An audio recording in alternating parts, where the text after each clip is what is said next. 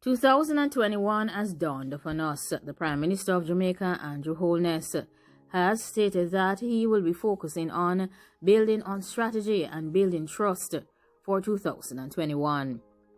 He further went on to state that he welcomes 2021 with hope and optimism, giving thanks to God for sparing our lives to see this day, January 1st, 2021. The Prime Minister further went on to state that he is privileged and grateful to lead this great nation, small in size but large in stature, with endless potential.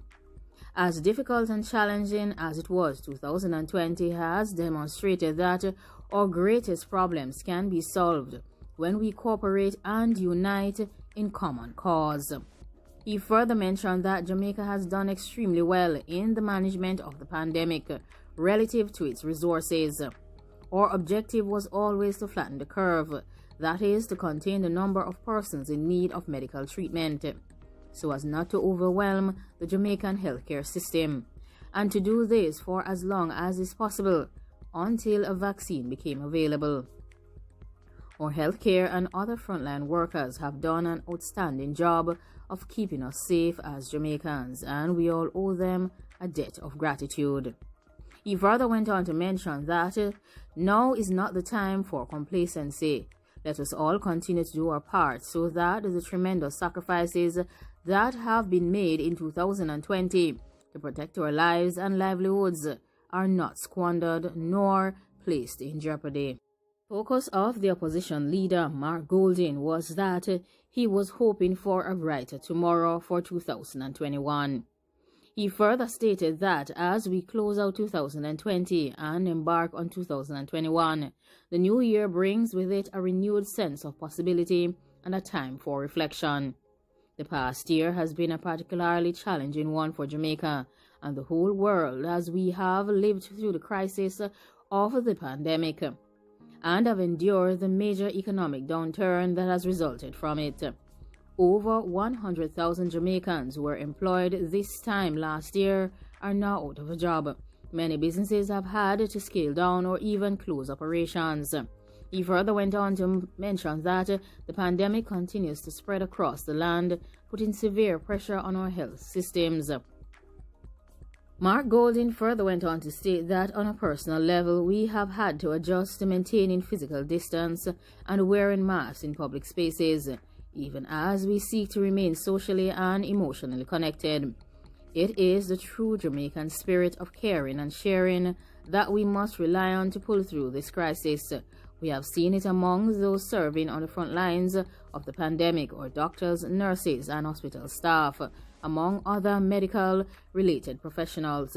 We have seen it among our other essential workers who face danger every day to keep us safe. That involves our essential professionals, including law officers and our army men.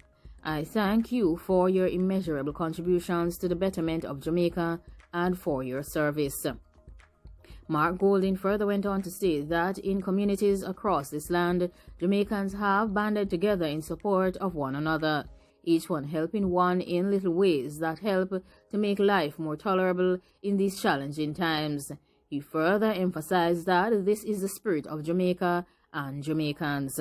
Happily, as we enter 2021, he sees that there is hope for a brighter tomorrow.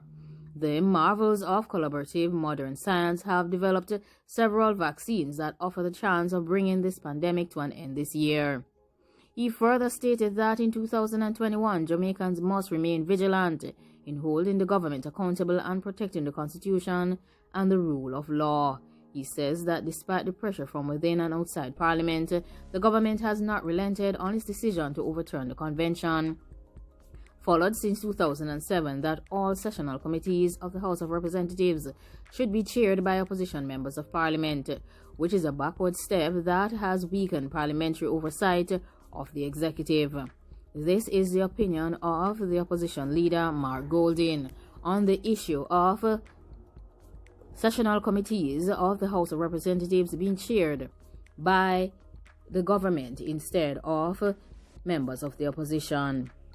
He further went on to state that local citizens have had to go to court to challenge the Prime Minister's decision to overrule NEPA's refusal to allow mining in the environmentally sensitive area of the JLP Mountains. We have recently discovered the Supreme Court ruling that the recent state of emergency and the concept of executive detention are unconstitutional, and this is being appealed by the government. He said that the opposition will continue to be vigilant in standing up for the right of the Jamaican people. We would also like to see 2021 be the year when Jamaica takes the steps of repatriating our sovereignty from constitutional reform to replace the British monarch with a Jamaican president as our head of state, and to replace the Privy Council in London with the Caribbean Court of Justice as our final appellate court.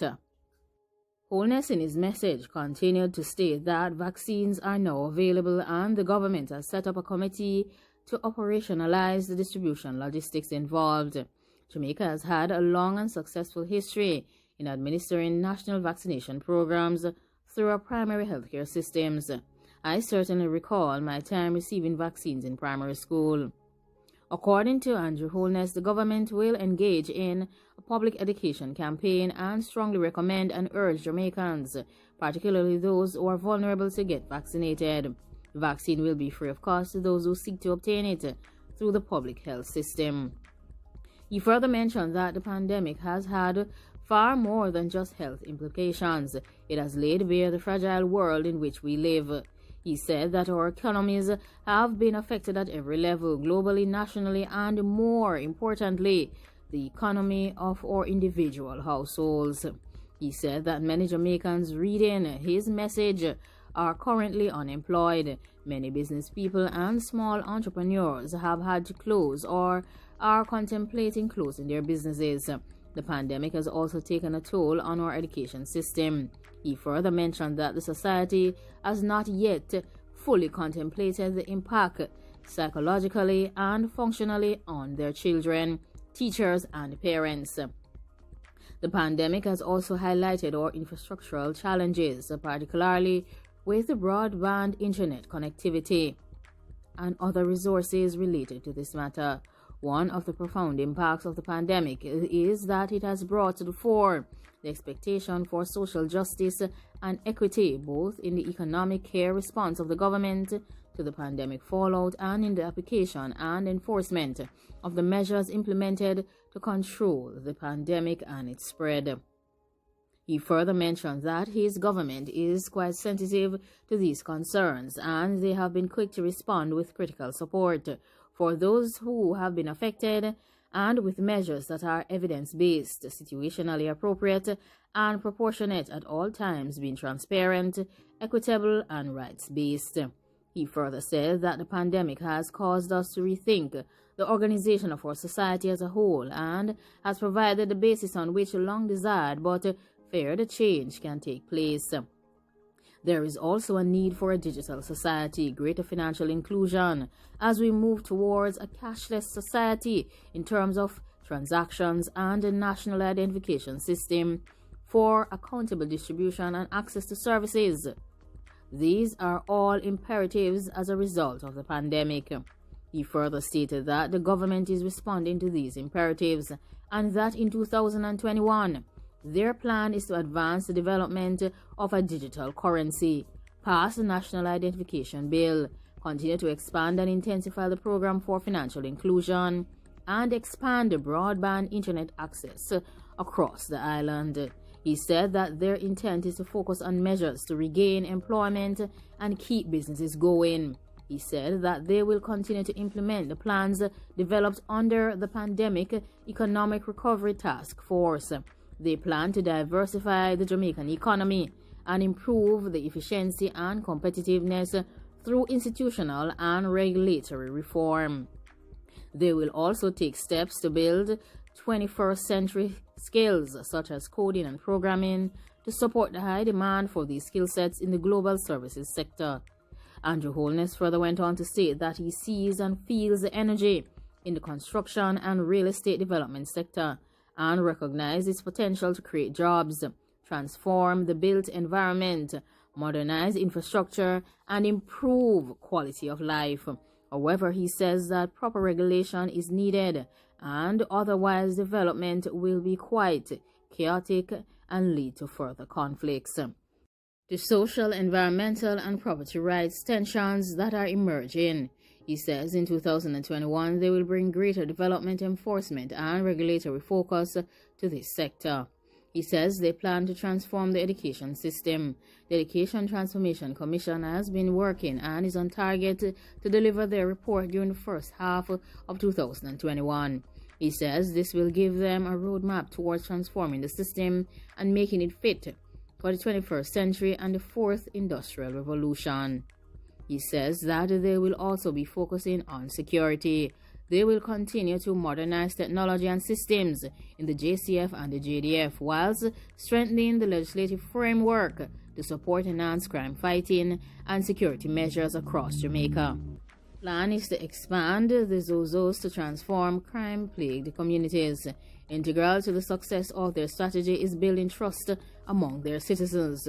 They will continue to see an improved relationship with their security personnel and the moderation in police action, along with the enforcement within the law and without any harm or dangerous activities. He says that despite their best efforts in fighting this dangerous activity that continue across the island, they recognize that their successes will be limited unless they include a reduction in the dangerous activities that cause problems.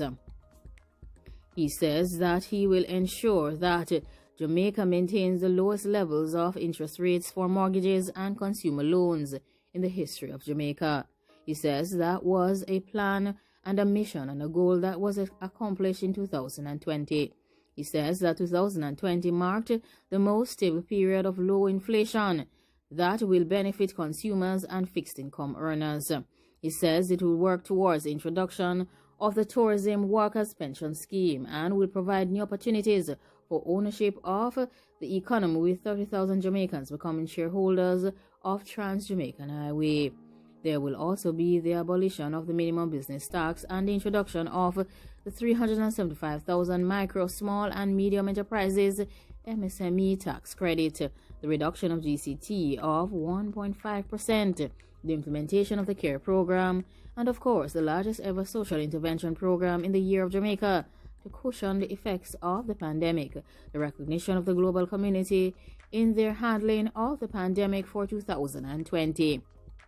He says 2020 was a challenging year, but it strengthened everyone. In 2021, we will be building forward stronger and better together. He says Happy New Year to all, and he extends his best wishes and blessings towards all across the land of Jamaica. Opposition leader continued to state that he is hoping that there can be bipartisan consensus on the fundamental steps that are required to move forward towards completing Jamaica's independence. He says that the time has come. He says that as we enter into 2021, he would like to recommit to national goals and work together in achieving them. It is his hope that the new year will be filled with stories of triumph, hope and joy for all Jamaicans at home and overseas. He says that from his family to yours, he would like to wish everyone a happy new year. Well, like, comment, share and subscribe. It seems the Prime Minister is focused on strategy and building trust among all Jamaicans. And of course, he has listed out a myriad of accomplishments that the Jamaican government has managed to achieve for 2020. And of course, his focus for 2021 will be strengthening and moving towards a better future for Jamaica together as one united country. And for the opposition leader, his focus is on moving Jamaica to the completion of our independence. And of course, he's hoping for a brighter tomorrow.